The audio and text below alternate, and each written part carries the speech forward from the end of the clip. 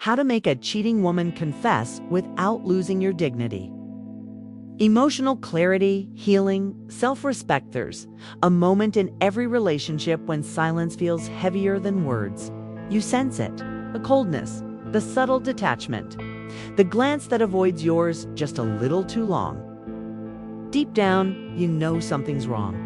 But how do you get to the truth without tearing yourself apart? This is not about confrontation. This is not about catching someone red-handed in a moment of rage. This is about clarity, emotional clarity. It's about standing in your own power and letting the truth reveal itself without begging, without accusing, and most importantly, without losing your dignity. Today, we'll talk about how to approach this painful situation with emotional intelligence, healing intention, and unshakable self-respect. Because making someone confess isn't about forcing them. It's about creating an environment where the weight of their own actions becomes too heavy to carry in silence. Part 1. Understanding why you need emotional clarity. First, when betrayal is suspected, the first instinct is often emotional: chaos, anger, fear, desperation. But here's a truth most people overlook. You cannot navigate someone else's dishonesty until you've found clarity within yourself. Why? Because when you approach someone from a place of emotional turbulence, they will respond with defense. Accusations trigger walls. Clarity dismantles them. Take a moment. Breathe. Reflect on what you truly want to achieve. Is it revenge? Is it just confirmation of your suspicions? Or is it understanding, closure, and emotional freedom?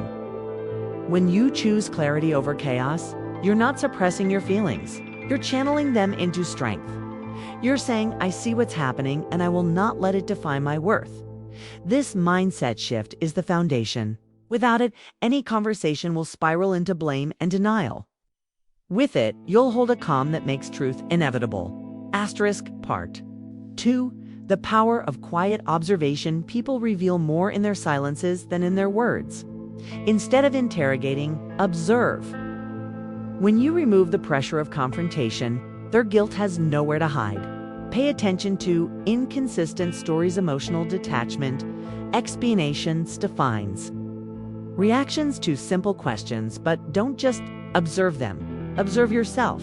How are you reacting? Are you emotionally present or driven by fear? The more you stay composed, the more their discomfort grows. This quiet strength is disarming. It creates a psychological imbalance. They expect you to accuse, to shout, to break down. When you don't, their conscience is forced to confront itself. Part 3. Asking the right questions, not demanding answers. Cheating. Confession rarely comes from being cornered. It comes from being invited into honesty. Instead of asking, are you cheating on me? Which leads to immediate denial. Try questions that encourage reflection. Is there something weighing on you that you haven't shared? Do you feel you've been honest with me emotionally? I feel a distance between us lately. Do you feel it too? These are not accusations. They are invitations. When you ask in this manner, you're giving them a choice to step into integrity or to feel the discomfort of lying to someone who remains respectful and composed. You're not prying. You're not begging. You're simply holding a mirror. Part 4. The power of silent pause. Silence is uncomfortable, especially for someone carrying guilt. After asking a reflective question, don't fill the silence. Let it breathe. Let it stretch. This space forces them to process internally. Most people fear silence because it feels like rejection. But in this case, silence is your ally. It's a space where their internal conflict grows louder. You're showing them that you're not afraid of the truth. And when you're not afraid, they begin to feel the weight of their own dishonesty. Part 5. Creating an environment where truth feels safe. People lie because they fear judgment, conflict, or loss of control. To encourage a confession, you must create an environment where truth feels safer than the lie. This doesn't mean excusing betrayal. It means showing that you value honesty over emotional games. You can express this by saying whatever the truth is. I prefer it over pretending. I respect honesty, even if it hurts, more than deception that lingers. I'm not here to blame you. I'm here to understand what's real. When you approach with this level of maturity, you disarm their defensive instincts. You give them a rare chance to choose honesty without immediate punishment. Asterisk Part 6. Preparing yourself for any outcome. Here's a truth you must embrace.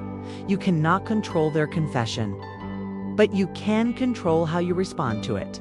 Before seeking the truth, prepare yourself emotionally for both possibilities, a confession or continued denial. Your peace should not be dependent on their words. This is where self-respect becomes your anchor. Whether they confess or not, you are choosing to stand in your integrity. You are choosing not to beg, not to lower your worth, but to move forward with clarity, because sometimes the confession isn't the victory. The way you carry yourself through uncertainty is Asterisk Part 7. Healing after the truth. With or without a confession, whether you get a confession or not, healing is a personal journey. If they confess, allow yourself to feel the pain, but also recognize the courage it took, even if late. Use this as a moment to reclaim your power, not to wallow in betrayal if they don't confess. Understand that denial is their prison, not yours. You've done your part. You've faced the situation with grace. And that's a victory of character. Focus on rebuilding your emotional core. Surround yourself with authentic relationships. Reconnect with activities that empower you. Seek professional support if needed. Healing is not about forgetting the betrayal. It's about remembering your worth in spite of it. Conclusion. Your dignity is your power in a world that teaches us to fight dishonesty with louder accusations. There is a quiet, powerful alternative: emotional clarity. Making someone confess isn't about manipulation or control. It's about standing so firmly in your own truth that their deception becomes unsustainable. You're not here to beg for honesty. You're here to embody it. Remember, dignity is not lost when someone betrays you. It's only lost when you betray yourself in response. Hold your ground. Seek truth, not revenge. And no matter the outcome, walk away knowing you chose self-respect over emotional chaos. If this message resonates with you, you believe in nurturing emotional intelligence and inner strength, support our channel Awaken Mindset together. Let's build a community where healing is a path of clarity, not conflict. Like, share, and subscribe for more content that empowers you to face life's toughest moments with grace and power. Your journey to emotional clarity begins here.